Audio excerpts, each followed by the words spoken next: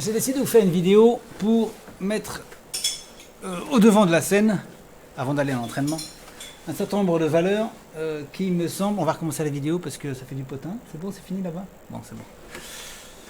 Ça va.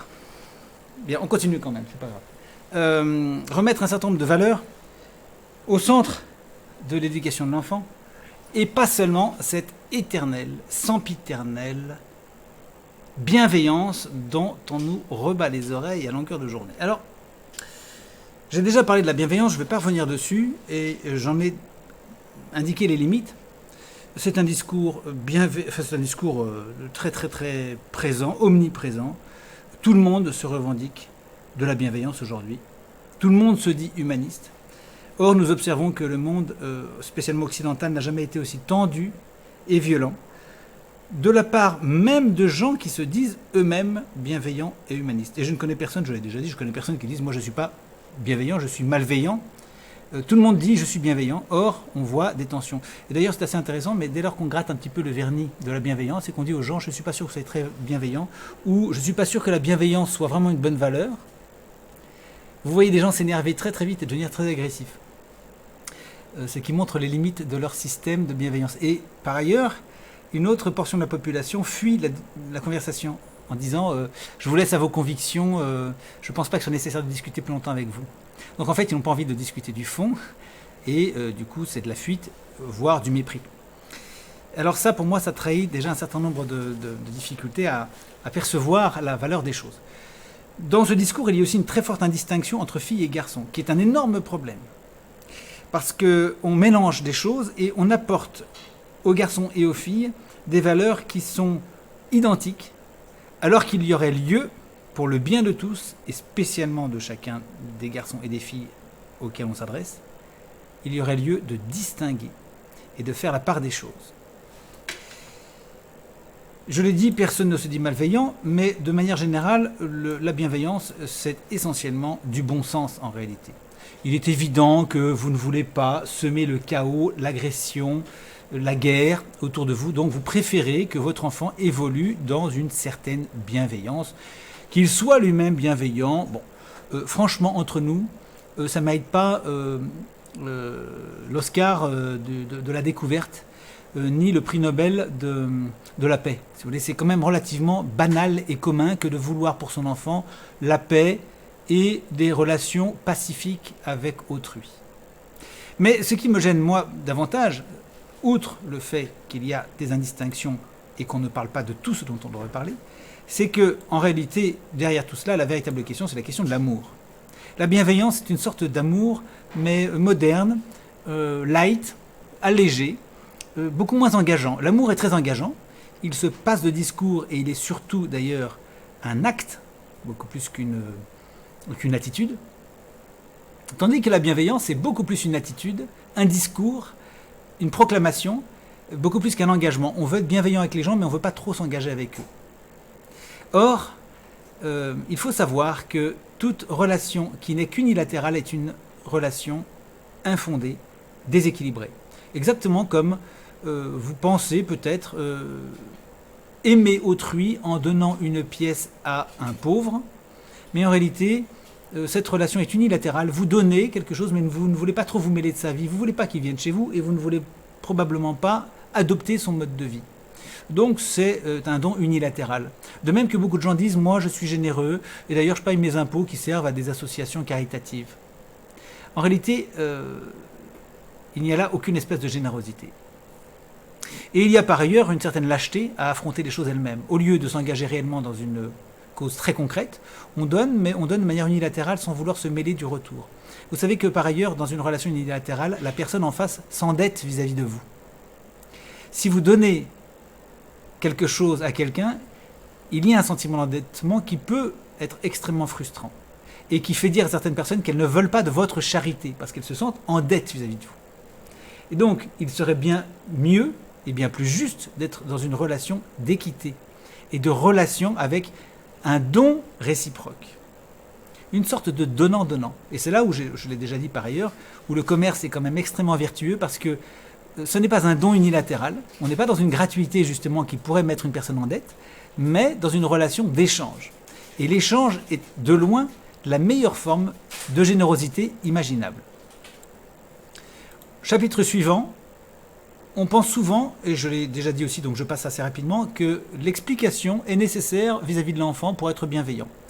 Je vous mettrai tout à l'heure un petit extrait d'une réflexion que m'a faite une dame par mail, qui pense être dans la bienveillance et qui, ce faisant, est dans la malveillance. Et vous verrez, c'est assez étonnant, mais on s'aperçoit qu'il y a un retournement. De manière générale, je vous dirais franchement que toute cette génération qui arrive et qui se dit bienveillante, croyant avoir inventé l'eau tiède, se situe dans une vision qui est quelque peu arrogante vis-à-vis des gens qui les précèdent.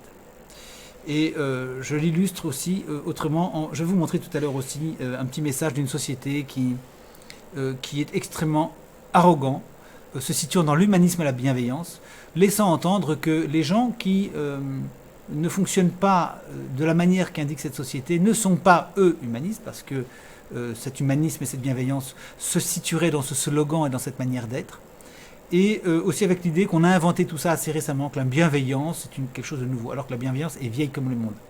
Simplement, la bienveillance, outre cette dimension qui se veut nouvelle alors que c'est vieux comme le monde, eh bien la bienveillance autrefois ne se contentait pas d'elle-même.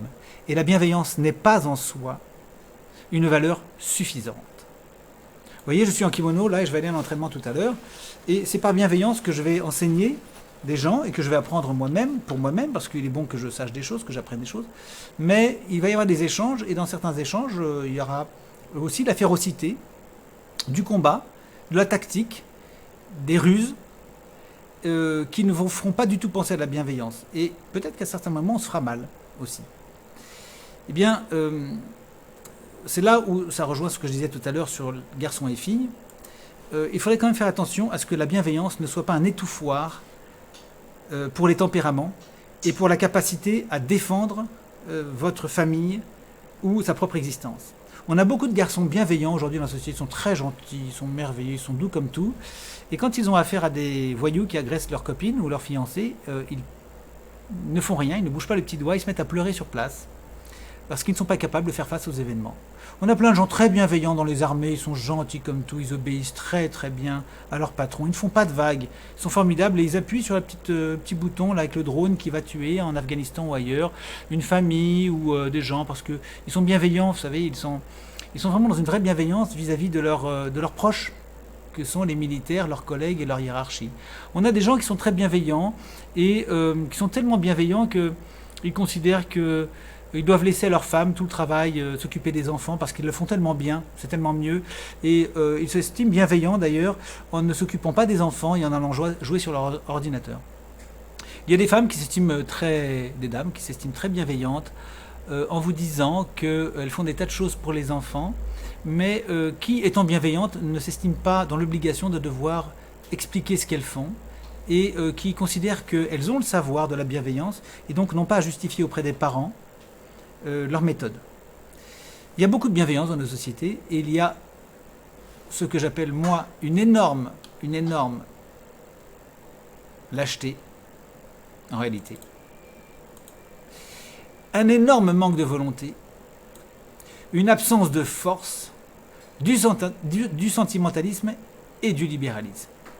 Alors je vais reprendre chacun des mots. Du libéralisme parce qu'en réalité la bienveillance, telle qu'elle nous est indiquée comme étant valeur pratiquement universelle, ça va avec l'empathie aussi. C'est en réalité, je fais un peu il faut laisser faire chacun ce qu'il veut.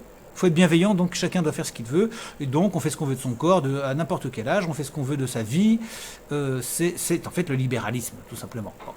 Du sentimentalisme aussi parce que ça satisfait un espèce de besoin de se faire plaisir. On est content de se dire qu'on est gentil.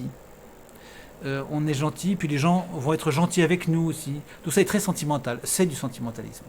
Plus du libéralisme, ce qui est extrêmement dangereux.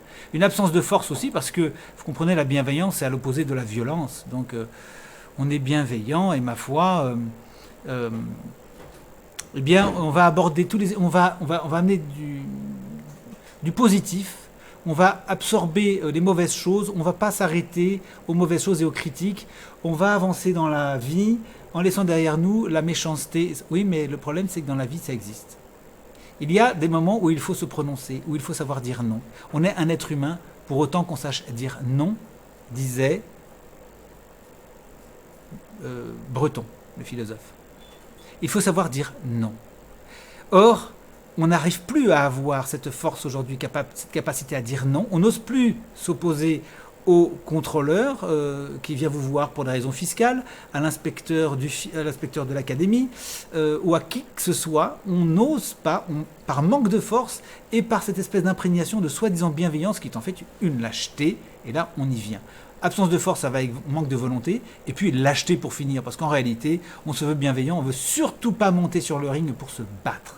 Et là, j'en appelle aux hommes, je l'ai déjà fait, parce que je peux comprendre qu'une femme me dise « je suis quelqu'un d'assez faible et je n'ai pas envie de m'écharper avec l'inspecteur de l'académie, j'ai pas envie de me battre avec ma voisine, j'aimerais bien qu'on puisse m'aider pour ça, je peux le comprendre, très bien, mais j'en appelle aux hommes et je ne peux pas admettre qu'un homme me dise « moi je suis dans la bienveillance, je ne veux pas me battre contre cet inspecteur, je préfère faire ce qu'il me dit, oui je sais ce qu'il me dit n'est pas honnête, n'est pas légal, mais je préfère ça parce que je pense qu'il faut être dans un monde sans aspérité, sans difficulté, sans obstacle, sans bagarre, sans violence, il faut être conciliant, bienveillant. Et donc je vais laisser ma femme et mon enfant aller au casse-pipe, se retrouver avec des problèmes de justice, et éventuellement l'enfant sera enlevé à ma famille, il sera placé dans une famille d'accueil où il disparaîtra pour toujours, et moi j'aurais été bienveillant. Maintenant que je vous ai dit tout ça, je vais vous lire quelques passages de livres qui ont pour moi été des moments très importants dans mon existence, et qui, vous allez le voir, tranchent totalement avec cet état d'esprit. Premier extrait, ceci, je l'ai relié, vous voyez, quand j'étais jeune, c'est un livre qui date... Je l'ai acheté en mai 86, donc vous voyez, ça remonte quand même à assez longtemps, et je n'avais pas encore 21 ans. L'un des passages dit ceci: « Les temps ont bien changé ces 30 dernières années. » C'est un écrit qui date de la moitié du XVIIe siècle. XVIIe siècle. Quand de jeunes samouraïs se rencontrent, c'est pour parler d'argent, de profit et de pertes, de la façon judicieuse de mener son ménage, ou d'apprécier la qualité d'un vêtement, et pour se raconter leur bonne fortune. Un autre sujet survient-il dans la conversation, l'atmosphère s'assombrit immédiatement et chacun se sent vaguement mal à l'aise. Nous sommes tombés bien bas. Bon, il s'agit, vous l'avez compris, d'un auteur japonais qui a écrit donc ce livre. Alors ce livre-ci a été écrit par Yukio Mishima, parlant d'un autre livre qui a été écrit donc au XVIIe siècle par Jōshō Yamamoto. Et Jōshō Yamamoto disait cela à cette époque-là. C'est-à-dire que déjà au XVIIe siècle, on disait on est quand même tombé bien bas dans l'intéressement, le sens du profit et des pertes, et les conversations superficielles. Où est, évidemment, le sujet de son livre et de son travail a été de revitaliser un petit peu la société. Yukio Mishima commente: « On nous rebat les oreilles avec la féminisation du mâle japonais d'aujourd'hui et on l'impute inévitablement à l'influence de la démocratie américaine, les dames d'abord et ainsi de suite. Mais ce n'est pas là non plus un phénomène inédit dans notre histoire. Lorsque le Bakufu des Tokugawa eut assuré son hégémonie et que s'ouvrit une ère de paix en rupture avec la virilité rude et abrupte d'une nation en guerre, une féminisation du mâle japonais commença aussitôt. Ce phénomène apparaît à l'évidence dans les gravures de Harunobu Suzuki, maître du style ukiyo au XVIIIe siècle. Dans les couples étroitement enlacés qui contemplent les pruniers en fleurs du bord d'une véranda, il est impossible, sous quelque angle qu'on les examine, de discerner l'homme de la femme, tant ils se ressemblent par leur coiffure, la coupe de leurs vêtements, les motifs des étoffes et jusqu'à l'expression de leur visage. À l'époque où le Hagakure, donc ce livre, fut écrit, cette tendance se dessinait déjà. Voici un passage d'une ironie cinglante intitulée « Le pouls féminin ». Donc, on revient, citation sur le texte de Jōshō Yamamoto. Il écrit « Je tiens cette histoire d'une de mes relations. Un certain docteur Kyohan aurait fait un jour la déclaration suivante. En médecine, nous distinguons entre les hommes et les femmes grâce au principe du yin et du yang que nous leur appliquons et à l'origine, il en découlait des façons différentes de les traiter. Le pouls également diffère. Au cours des 50 dernières années, cependant, le pouls des hommes est devenu à peu près semblable à celui des femmes. Ayant observé ce phénomène, il m'a paru indiqué de soigner les maux Dieu de mes patients masculins en leur appliquant la méthode adaptée normalement au pouls des femmes. Lorsque j'essaie d'appliquer aux patients de sexe masculin les traitements adaptés aux hommes, je n'obtiens aucun résultat. Le monde est vraiment entré en dégénérescence. Les hommes perdent leur virilité et deviennent semblables aux femmes. C'est là une vérité incontestable que m'a enseignée l'expérience directe. J'ai décidé de la garder secrète. Fin de citation. Lorsqu'avec cette histoire en mémoire, je promène mon regard autour de moi, dit Josho Yamamoto en reprenant le fil de son récit, il m'arrive souvent de me dire « Tiens, voilà un bel exemple de pouls de femme. Je ne vois pour ainsi dire jamais ce que j'appellerais un homme véritable. » Vous imaginez, le XVIIe siècle déjà. Imaginons ce qu'il dirait aujourd'hui et Yukio Mishima ne s'est pas privé de parler du XXe siècle. Donc Mishima dit « L'aristocrate de la note de frais, ce personnage en pleine ascension, grâce pour une part au moins au système fiscal actuel, n'est pas non plus un inconnu dans l'histoire japonaise. Du temps de Jōshō déjà, se faisait remarquer le samouraï à note de frais, qui avait bien du mal à distinguer entre son propre argent et celui de son seigneur. À l'intérieur de ce qui n'était pas une firme, mais la maison d'un daimyo, le jeune samouraï tendait à perdre de vue son idéal de participation à une communauté soudée par des buts communs, pour ne plus se préoccuper que de ses propres intérêts. Dans les yeux du jeune homme, la flamme de l'idéal n'était plus qu'une vague lueur et son esprit ne s'attachait plus qu'à des trivialités. De plus en plus nombreux étaient ces jeunes samouraïs au regard furtif de pickpocket et n'ayant en quête que leur intérêt personnel. Jōshō dit « Lorsque je considère les jeunes samouraïs qui servent de nos jours, j'ai le sentiment que leurs préoccupations volent lamentablement bas. Ils ont un regard furtif du pickpocket. La plupart ne visent qu'à pousser leurs intérêts ou à faire montre de leur adresse, et même lorsqu'ils ont l'air de jouir de la paix du cœur, ce n'est encore qu'affectation. » Fantastique. Une telle attitude ne conviendra jamais. Seul le samouraï dont l'idéal n'est rien de moins que de faire à son seigneur le sacrifice de sa vie, de mourir dans l'instant pour se transformer en esprit, qui a pour sujet d'inquiétude constante la fortune de son daimyo et en réfère à celui-ci chaque fois qu'il a réglé un problème, car son unique souci est de renforcer les assises de son pouvoir, seul celui-là mérite vraiment le nom de samouraï au service de son seigneur. Je vous lis ça parce que ça vous donne quand même une autre tonalité sur ce que pouvait être un homme et un garçon. Et autrefois, donc on prend là ici l'exemple du Japon. Autre citation de Jōshō. Seuls les samouraïs des autres seigneuries peuvent croire que la maîtrise d'un art ou d'une technique les aidera à gagner leur vie. Pour les samouraïs de cette maison, cela ne peut les conduire qu'à la déchéance. Quiconque est expert dans un art particulier est un technicien, non un samouraï. Très intéressante réflexion qui nous renvoie à la techné des Grecs. La technique n'est pas une solution et une voie pour l'être humain non plus. Parce que à ce titre-là, l'homme sera dépassé par les machines, tôt ou tard. Si vous n'êtes qu'un technicien, tôt ou tard, vous serez remplacé. Est-ce le sens de l'être humain? Non, dit Jōshō Yamamoto. Je vous donne un autre passage, parce que je ne vais évidemment pas vous lire tout le livre, et je vous conseille de l'acquérir, le Hagakure, à faire lire aux jeunes hommes. Je pense que c'est très bien. Pourquoi pas aussi aux femmes, bien sûr. Détester le mal et conduire sa vie selon la rectitude morale est excessivement difficile. Mais paradoxalement, donner une importance essentielle à la stricte logique et placer la rectitude morale au-dessus de tout est une cause fréquente d'errement. Il existe une voie plus élevée que celle de la rectitude morale, mais la découvrir est difficile et exige la plus haute sagesse. Au regard de cette voie, les principes logiques sont véritablement dépourvus de signification. On ne saurait connaître ce dont on n'a pas une expérience immédiate. Ça, je le dis souvent. C'est par la pratique qu'on connaît les choses. Pourtant, il est un moyen de s'instruire de la vérité alors même qu'on n'a pas été capable de la discerner par soi-même. C'est de s'entretenir avec d'autres personnes.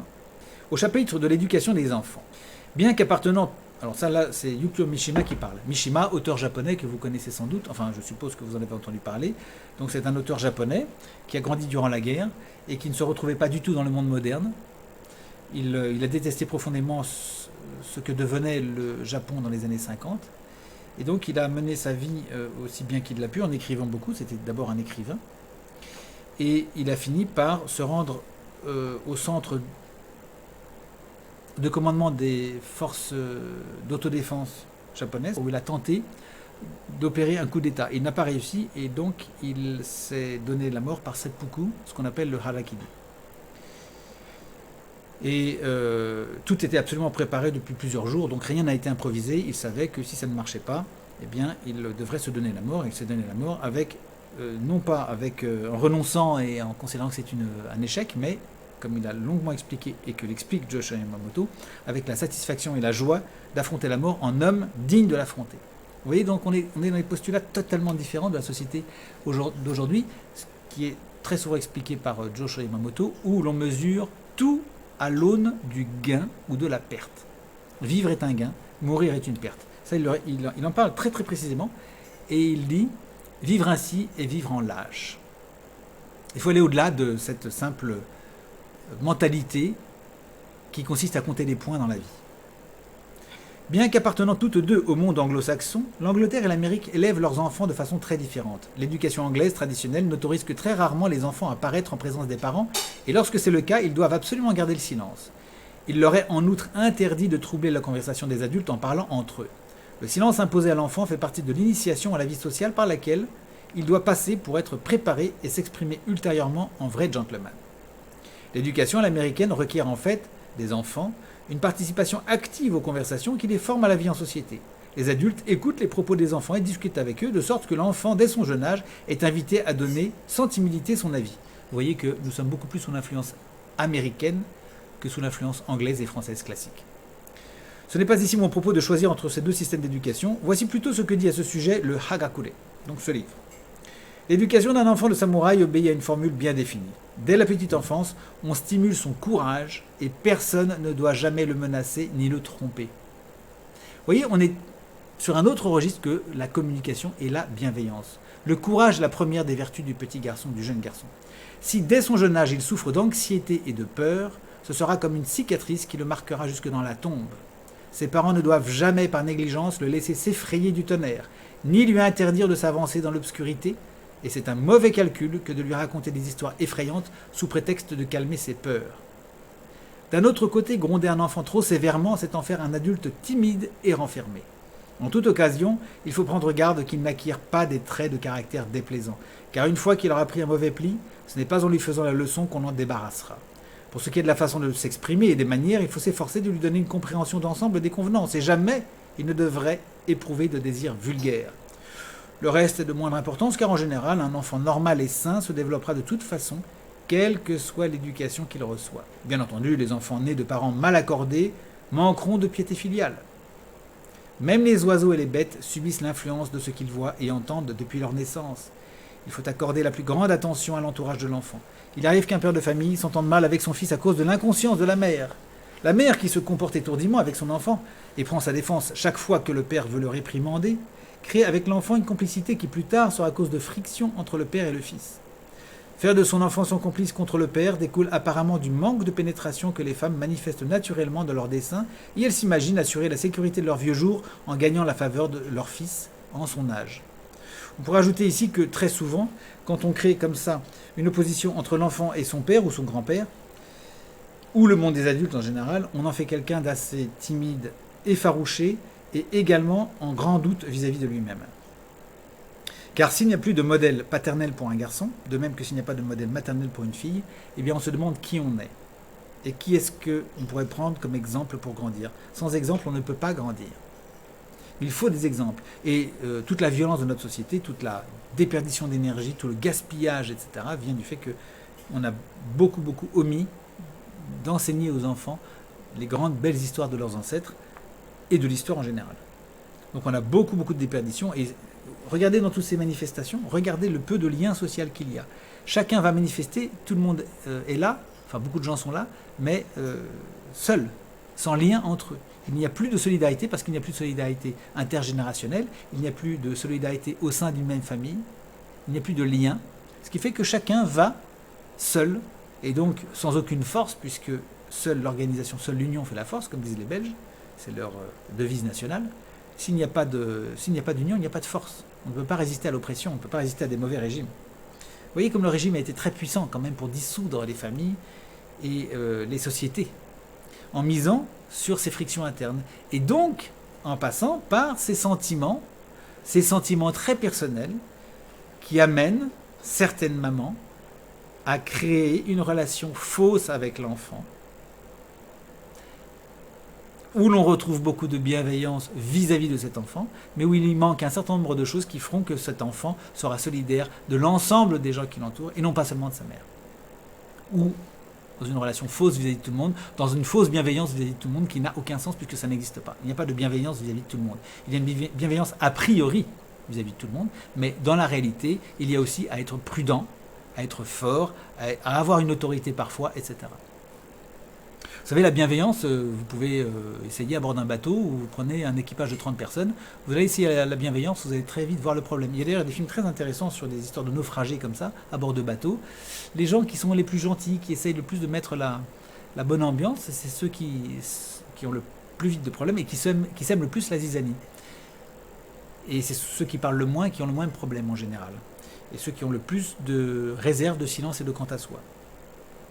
Donc il faut aussi de la force, vous voyez. À côté de la bienveillance, c'est très bien, oui, mais c'est loin de suffire et ça peut conduire aussi à des catastrophes. Alors, autre passage très intéressant sur les intellectuels. Le calculateur est un lâche. Si je dis cela, c'est que le calcul porte toujours sur le profit et la perte et que, par conséquent, le calculateur n'est préoccupé que de profit et de perte. Mourir est une perte, vivre est un gain. Aussi décide-t-on de ne pas mourir. On est donc un lâche. De même, l'homme instruit camoufle sous son intelligence et son éloquence la lâcheté ou la rapacité qui forment le fond de sa nature. Peu de gens voient cela. Et le principe s'illustre parfaitement avec nos politiciens. Les politiciens sont exclusivement dans la recherche de leur intérêt et de l'intérêt d'un système, et non pas de ceux pour lesquels ils sont censés se sacrifier, faire d'énormes efforts et y travailler. Alors un autre passage très intéressant aussi, bon, qui va peut-être un peu vous choquer, mais ça vous donne l'état d'esprit qu'il pouvait y avoir au XVIIe siècle encore, et qui a inspiré quand même beaucoup de gens depuis aussi. Il ne faut pas oublier que ce livre a été le livre préféré des kamikazes japonais, qui pour beaucoup en avaient un exemplaire dans leur veston quand ils allaient se jeter sur les navires japonais.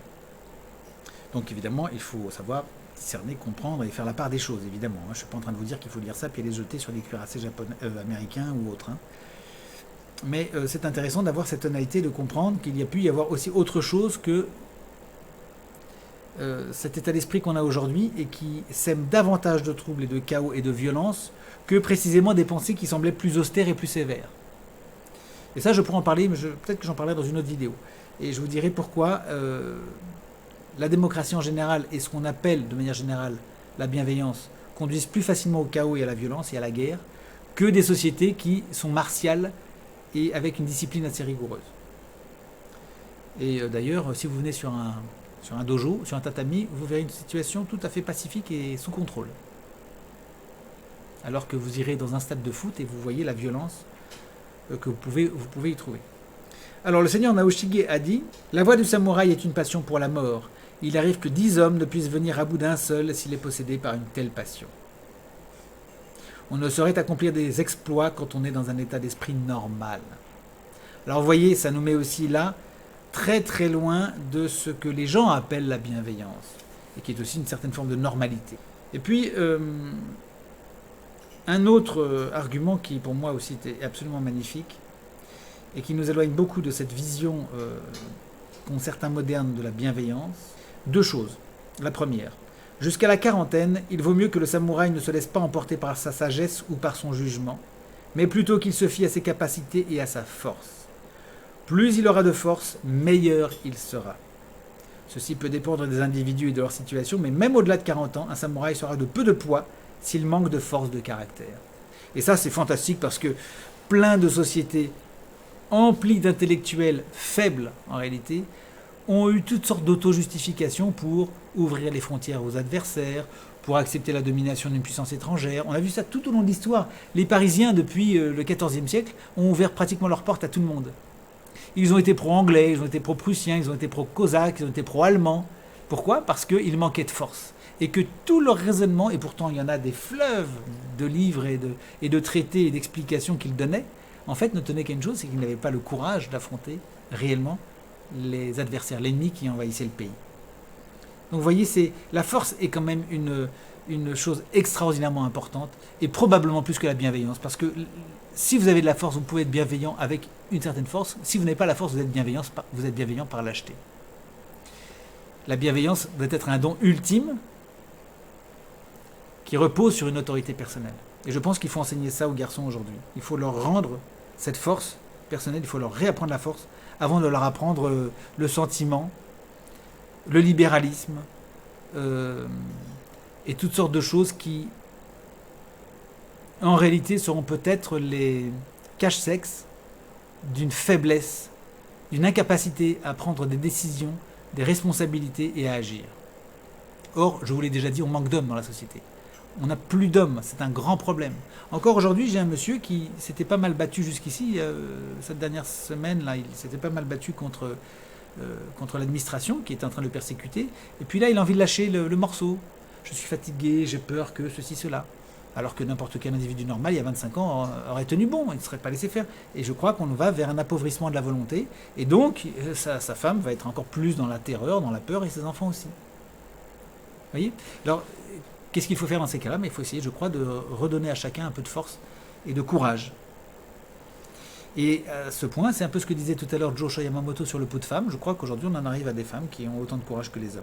Ce qui est quand même assez lamentable, je crois, pour les hommes. Le samouraï qui se laisse gagner par la fatigue ou le découragement dans l'adversité n'est bon à rien. On ne doit pas perdre le courage dans le malheur. C'est de la force qu'il est ici question. La force, nous dit Josho, est tout quand on est jeune, mais même après 40 ans, on ne saurait s'en passer. L'humanité, selon Josho, a pour fondement l'idée de force. Je répète, l'humanité, selon Josho, a pour fondement l'idée de force. En toute chose, le samouraï doit être précautionneux et éviter les plus minimes faiblesses. Il arrive qu'un samouraï ne sache pas tenir sa langue et laisse échapper des propos tels que « je suis un lâche » ou « s'il en est ainsi, cherchons notre salut dans la fuite » ou encore « c'est terrifiant » ou simplement « aïe ». De tels mots ne doivent jamais franchir les lèvres en aucune circonstance, même pour rire, même en rêve, même par mégarde. Qu'il tombe dans l'oreille d'un homme avisé et il saura à qui il a affaire. Il faut être constamment sur ses gardes. J'aime beaucoup ce passage aussi, au sujet de l'amour secret. Ma conviction est que la forme ultime de l'amour, c'est l'amour secret. Partager, l'amour diminue de stature. Se consumer d'amour tout au long de sa vie, mourir d'amour sans avoir prononcé le nom chéri, là est la véritable signification de l'amour. À quel point on est éloigné là de cette civilisation du bavardage autour de l'amour et qui exprime et qui répète et qui s'envoie des emails, des messages sans cesse, qui est en permanence dans cette espèce de communication folle et qui dilapide l'énergie et la force de l'amour. Je trouve que ce passage, il est quand même très très bien aussi. Ça me rappelle aussi ce que disait, je crois, Ernst Jünger dans un de ses livres sur l'amour et l'amitié que se portaient les soldats durant la guerre en 14-18, et qui était aussi extrêmement pudique et retenu. Les jeunes hommes d'aujourd'hui deviennent efféminés. Notre époque qualifie de vertueux les gens de bonne compagnie, les gens amènes, les gens qui ne vous causent pas de désagréments, les bienveillants, les gens aimables, si bien que la passivité envahit tout et que la force de volonté n'a plus de valeur. Bon, voilà qui résume bien l'idée. Je vais maintenant aller chercher un autre livre qui est celui de Castaneda et qui devrait vous intéresser aussi. Bon, je vais chercher un livre et je reviens avec deux. Un peu dans la même veine aussi, il y a celui de René Guénon, La crise du monde moderne. Excellent, très intéressant. Guénon, il faut savoir le lire aussi parce que tout n'est pas à retenir et toute son orientation n'est pas forcément intéressante, mais ce livre-là est excellent pour la description de notre âge, de notre époque. Pour les constats, il est très très bon, très très fort. Pour les constats, c'est pas suffisant, mais c'est très très bien. Donc, je cite René Guénon, il y a un mot qui fut mis en honneur à leur naissance et qui résumait par avance tout le programme de la civilisation moderne. Ce mot est celui d'humanisme. Il s'agissait en effet de tout réduire à des proportions purement humaines, de faire abstraction de tout principe d'ordre supérieur et, pourrait-on dire, symboliquement, de se détourner du ciel sous prétexte de conquérir la terre. Les Grecs, dont on prétendait suivre l'exemple, n'avaient jamais été aussi loin en ce sens, même au temps de leur plus grande décadence intellectuelle, et du moins les préoccupations utilitaires n'étaient-elles jamais passées chez eux au premier plan, ainsi que cela devait bientôt se produire chez les modernes. L'humanisme, c'était déjà une première forme de ce qui est devenu le laïcisme contemporain, et, en voulant tout ramener à la mesure de l'homme, pris pour une fin en lui-même, on a fini par descendre d'étape en étape au niveau de ce qu'il y a en celui-ci de plus inférieur, et par ne plus guère chercher que la satisfaction des besoins inhérents au côté matériel de sa nature, recherche bien illusoire du reste, car elle crée toujours plus de besoins artificiels qu'elle n'en peut satisfaire. Je pense que là, dans ce paragraphe, vous avez quand même une bonne analyse générale de l'orientation du monde moderne. Le désordre et la confusion règnent dans tous les domaines. Ils ont été portés à un point qui dépasse de loin tout ce qu'on avait vu précédemment et parti de l'Occident. Ils menacent maintenant d'envahir le monde tout entier.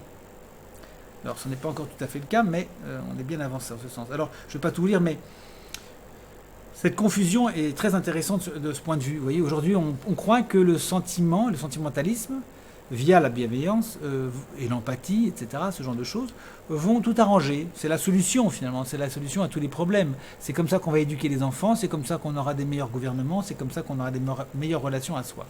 Or, ça n'est qu'une toute petite fraction du problème. Et l'absence de netteté, déjà des constats, mais en plus des sentiments et des valeurs et des philosophies fondamentales, fait que nous allons nous maintenir dans ce chaos à cause de concepts de ce genre qui sont dévoyés, qui sont flous. Donc soyons très très prudents vis-à-vis de ce genre de considération. Je passe maintenant à La Voix du guerrier de Carlos Castaneda, qui me semble pas mal de présenter. Dans le but d'éduquer vos garçons, ça me paraît très très bien aussi. Alors ça commence de manière très très nette. Donc ça, ce sont les Amérindiens. La Voix du guerrier, vous voyez l'illustration qui est là. Donc ce sont les Amérindiens et spécialement la civilisation Toltec, Olmec,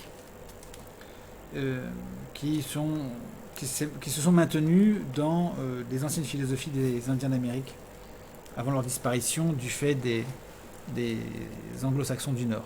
Ils sont restés, se sont maintenus au sud, les Espagnols ayant épargné un grand nombre d'entre eux, quand même, quoi qu'on dise, quoi qu'on les accuse de tous les maux, alors que c'est au nord que les Indiens ont le plus disparu sous la domination anglo-américaine.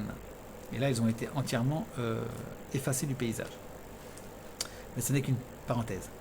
L'homme ordinaire fonctionne uniquement avec la raison. Il a appris dès sa naissance une description du monde qu'il tient pour définitive. Ses idées sont les idées des autres. La vie de l'homme ordinaire n'est qu'un amas d'habitudes et d'idées imbriquées dont il n'est pas l'auteur. Cet homme vit et combat pour les idées des autres et mourra avec l'intime conviction d'avoir tout épuisé. L'homme ordinaire ne suppose pas un seul instant qu'il a la possibilité totale de changer sa vie et de combattre ses propres combats. Voyez ? Persuadé qu'on est dans la fatalité. La raison, l'idée collective sont ses seules références. Le changement dont on le berce n'est pas un changement du tout. C'est la modification inévitable et permanente d'une représentation illusoire dont il est le sujet soumis, feuille à la merci des vents. Comment voulez-vous que la bienveillance puisse vous aider dans ce cas-là ? Tous les changements dont il se montre friand ne sont qu'autant de modifications à l'intérieur de cette représentation rationnelle et rien de plus. L'homme ordinaire ne peut pas faire autre chose, en tant qu'homme ordinaire, que de vouloir rendre les hommes semblables à lui. Ne plus vivre comme un homme ordinaire, ne plus être un sorcier noir, ne plus être un vampire pour soi et ses semblables, c'est se comporter en guerrier. Vous voyez, on rejoint ce que disait tout à l'heure Joshua Yamamoto sur un autre continent.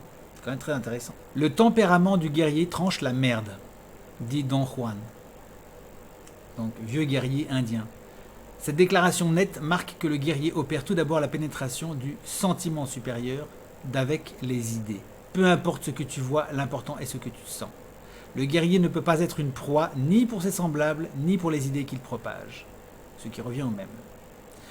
C'est dans le désert que Carlos Castaneda fait avec Don Juan l'apprentissage de la chasse. Celui-ci lui montre que ne peut être chassé que celui qui a des routines, que ce soit un animal ou un homme.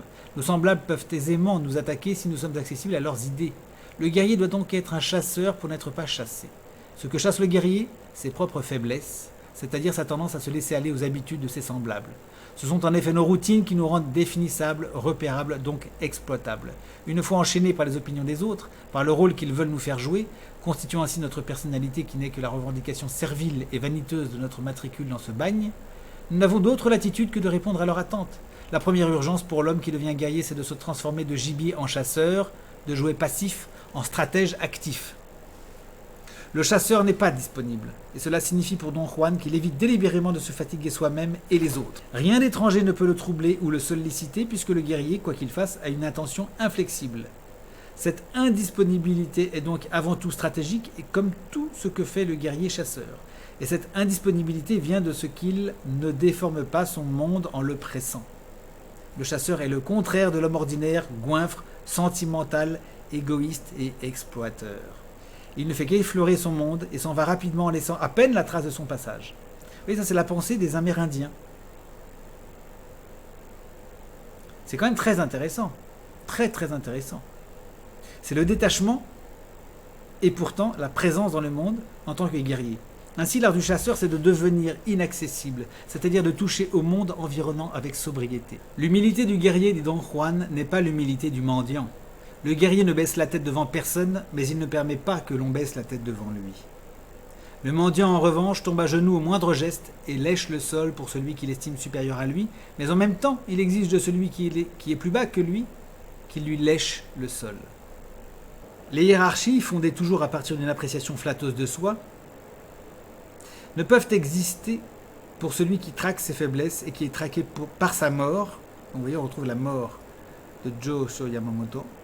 Par celui qui est seul dans un monde inexplicable. Ainsi s'ajoutera Don Juan quand il donnera à Castaneda l'explication des sorciers, la perte de sa propre importance aide à effacer son histoire personnelle.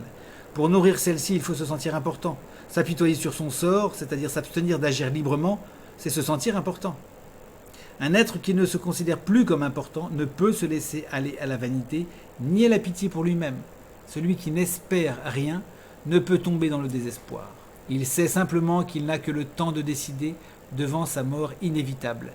Ainsi, sa vie n'est plus accaparée par les désirs et les illusions. La plupart des gens passent d'un acte à un autre sans se battre ni penser.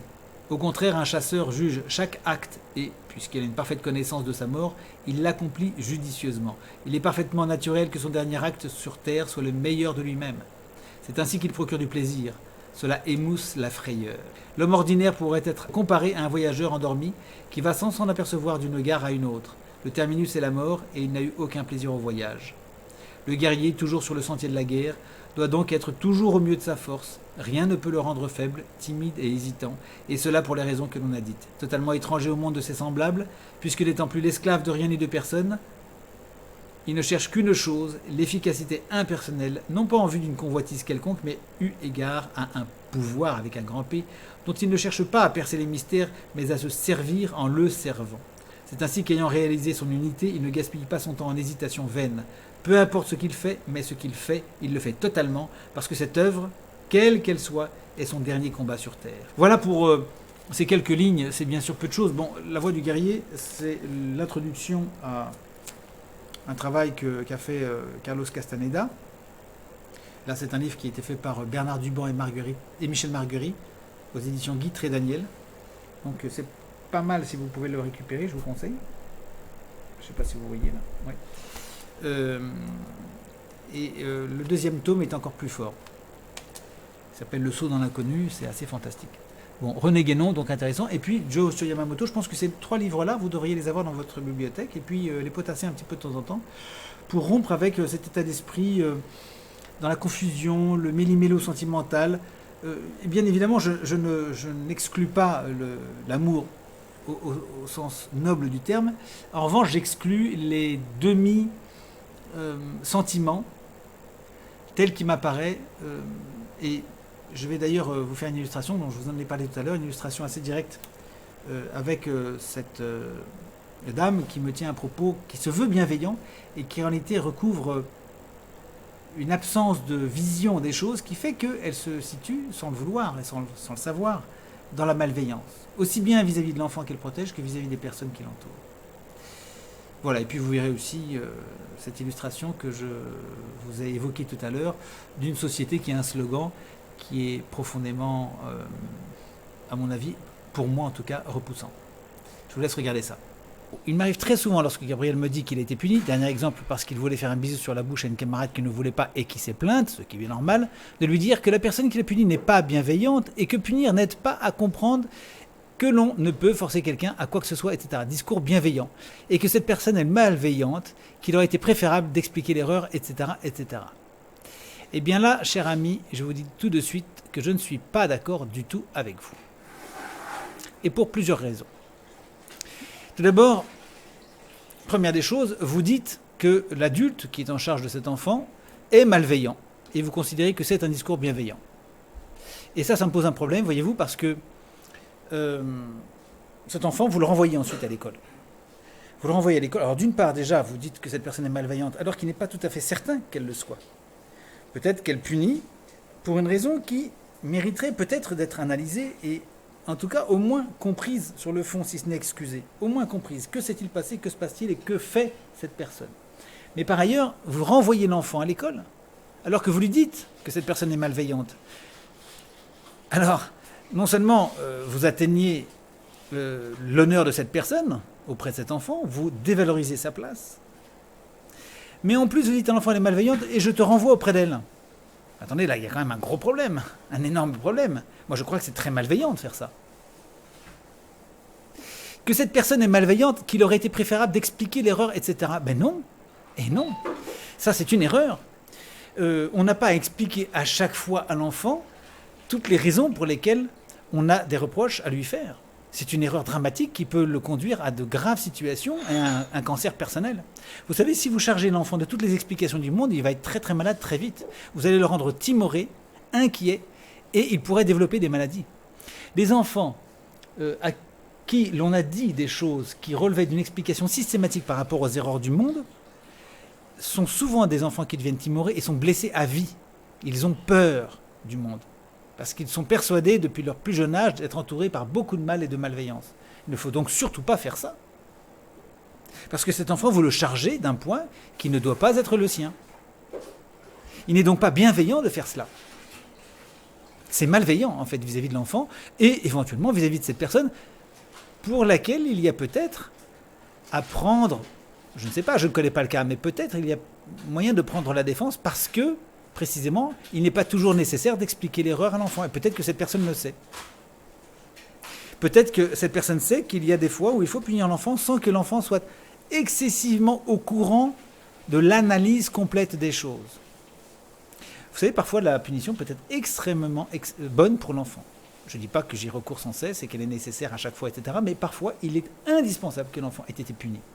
Parce que ça lui permet de mesurer d'une part qu'il existe des choses qu'il ne faut pas faire en ce monde, qui sont dangereuses. On ne traverse pas la rue en courant alors qu'il y a la circulation automobile.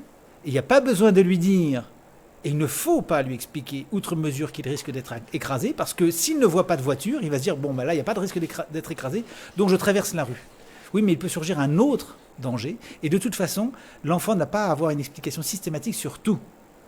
Il est utile et nécessaire parfois qu'il ne sache pas, parce qu'il y a des choses qu'on ne peut pas lui dire. On ne va pas lui expliquer tout ce qu'il y a autour de la pédophilie, les voitures qui passent et qui peuvent enlever un enfant, etc. Ce n'est pas des choses qu'on explique à l'enfant. On n'explique pas tout à l'enfant. Il y a des choses qui relèvent de la responsabilité de l'adulte. D'accord ? Donc peut-être que cette personne a eu raison de punir sans autre explication. On disait sans outre explication jadis. C'est peut-être pas nécessaire. Donc c'est peut-être elle qui a raison. Et c'est peut-être vous qui avez tort en l'occurrence. Vous comprenez ? Je reviens d'ailleurs sur cette idée qu'il y aurait un discours bienveillant, et ça, vous savez, ça me fait un peu frémir parfois, et je suis extrêmement méfiant vis-à-vis de ça, parce que c'est une espèce de mode de croire qu'on a aujourd'hui un discours bienveillant, en disant, sous-entendu, que jadis on avait un discours malveillant. Et je vais vous donner un exemple de ça. Voilà, j'ai reçu un message, j'ai flouté donc la société qui l'envoie, je ne vais pas les accabler non plus, mais j'ai reçu un message, et le slogan de cette société, c'est « La communication intelligente et humaine rendue possible depuis 2010 ». Ah ben c'est charmant, ça veut dire qu'avant ça, on était idiots et barbares, ou inhumains, ou animaux. Mais vous vous rendez compte dans quel monde on est? Les gens aujourd'hui se permettent de dire « moi je suis bienveillant, moi je suis humain, moi je suis intelligent ». Communication humaine, bah, j'espère bien, parce que je suppose qu'il n'envoie pas des communications, des emails à des animaux, à des chiens, à des chats, ni à des gorilles. Donc déjà, c'est totalement ridicule de dire une communication humaine, mais intelligente. En plus, ça veut dire que sans nous, sans cette société, les gens sont idiots, étaient idiots avant eux. Eh bien ça, voyez-vous, pour moi, il y a quelque chose de très inhumain, de très barbare et de profondément stupide dans ce genre de message. C'est malveillant, c'est méprisant pour les gens qui les précèdent, c'est vaniteux, bref, ça a tous les défauts. Et c'est justement ces gens-là qui vous disent qu'ils sont intelligents et humains. C'est quand même consternant.